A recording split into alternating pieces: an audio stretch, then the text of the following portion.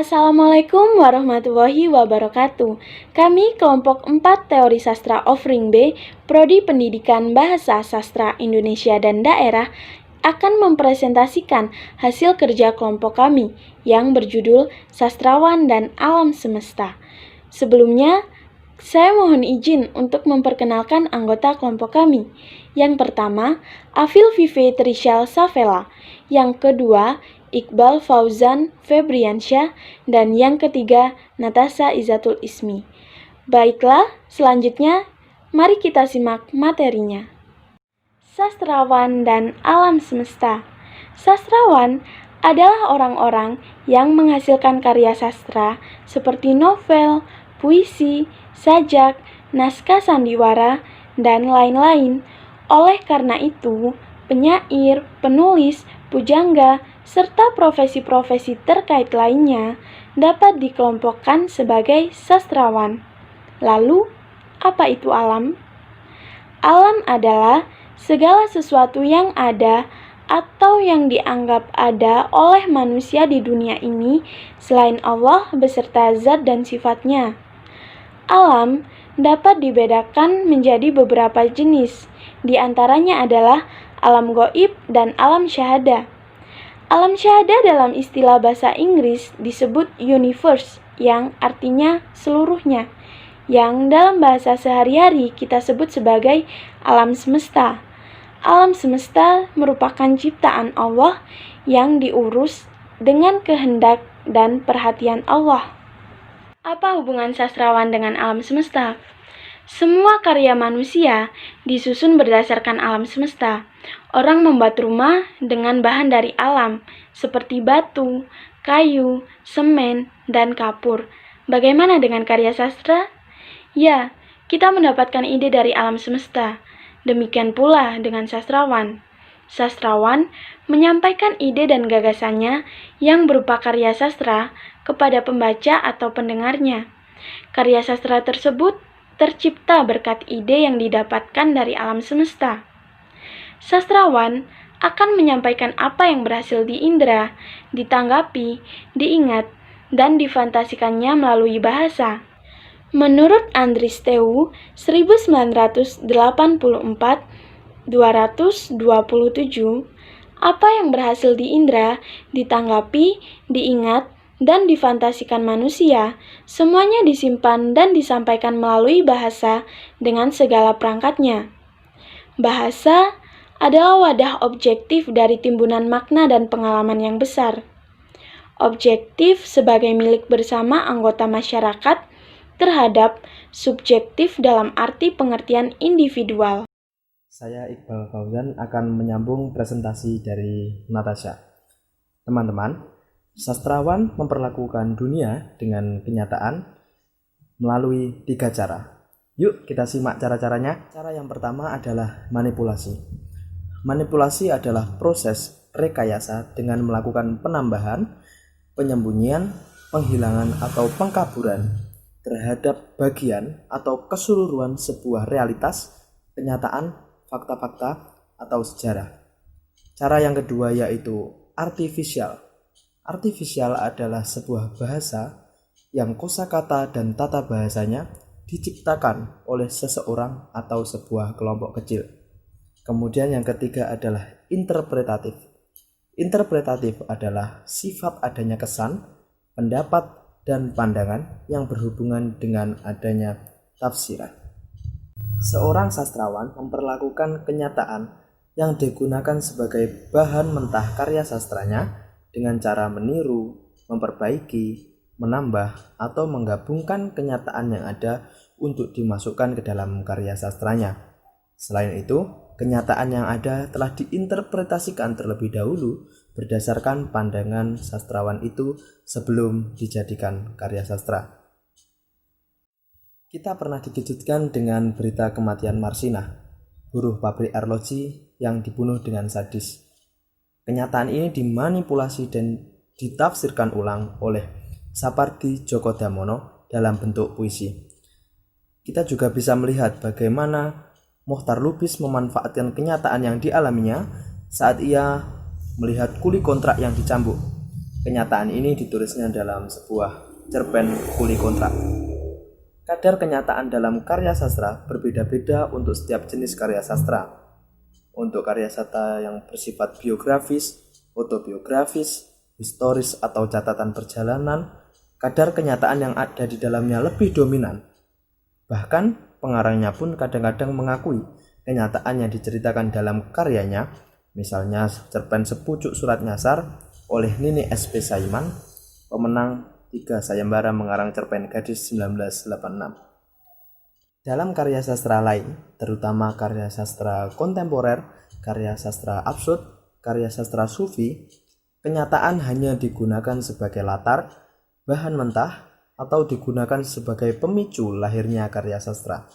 Karya semacam ini dominan imajinasi sastrawannya. Bahan yang sama bisa diolah dan ditanggapi secara berbeda oleh beberapa sastrawan.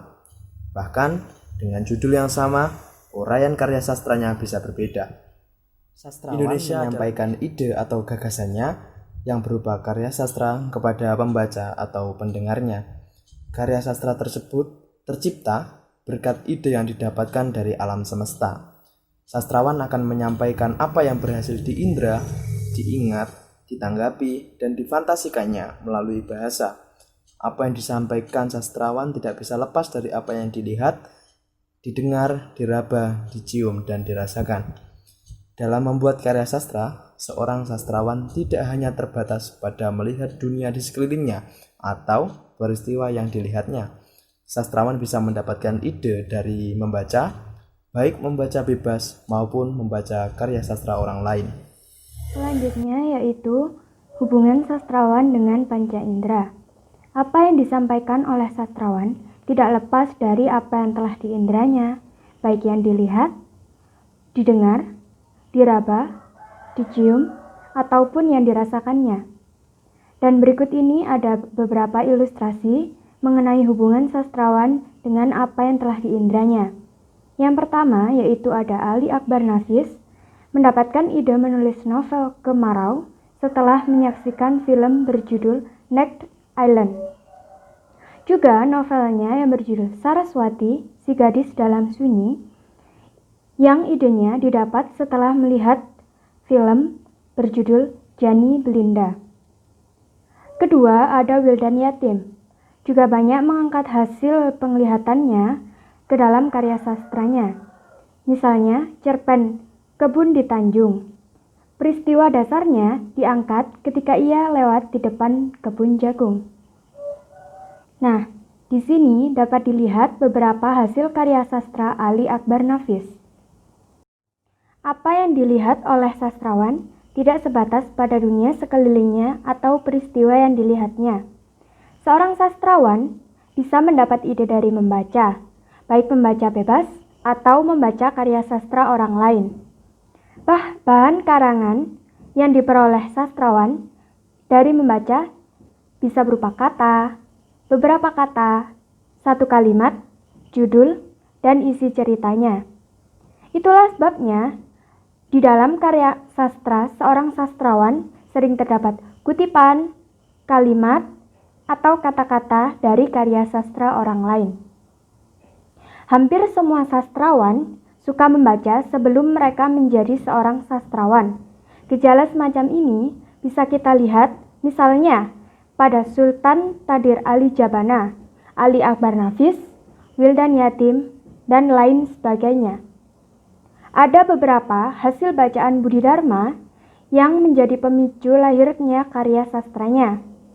Cerpen Anton P. Chekhov berjudul The Darling menjadi pemicu lahirnya novel Olenka. Banyak karya sastra atau buku yang dibaca Budi Dharma masuk ke dalam novelnya yang berjudul Revelus. Contohnya Sebab Dikau dan Padamu Jua, karya Amir Hamzah, Filsafat Ilmu, karangan Jujun S. Surya Sumantri, Pengantar Ilmu Sastra, karangan Jan van Luxemburg, dan lain-lain. Nah, setelah itu di sini ada beberapa contoh puisi mengenai hubungan sastrawan dengan panca indera. Yang pertama yaitu ada Imaji Penglihatan dengan judul Terbang Pulang dari Sumbawa, karya Bapak Wahyudi Siswanto. Ada beban yang ingin kubagi kepada laut yang ada di bawah sana, yang tak tahu di mana bertemunya dengan kaki langit.